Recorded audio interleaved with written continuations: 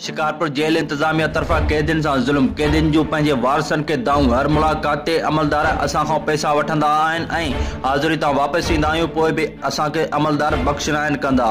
Jail में अंदर मुक़रर दरगाही कलोड़ो नवनि आयल कैदियुनि ते तशद्दुद कंदो आहे ऐं कम न करण जा पिणु 10 खां 15,000 वठंदो आहे, जंहिंमें संदसि district jail superintendent Ishfaq Ahmed Kalwar deputy सूबेदार खां वठी ॿिया अमलदार संदसि सां भाङे भाईवार आहिनि। कैदियुनि पंहिंजे वारसनि खे वधीक दाईंदे चयो आहे त दरगाही कलोड़ो माड़ी मुलाक़ात कराईंदो आहे, जंहिं लाइ 1000 रुपयो वठंदो आहे। दरगाही कलोड़े वॾा वेद न कया आहिनि। वाज़िह रहे त दरगाही कलोड़े ते डिस्ट्रिक्ट जेल ते पाबंदी आहे त हू डिस्ट्रिक्ट जेल शिकारपुर ते मुक़रर न थिए।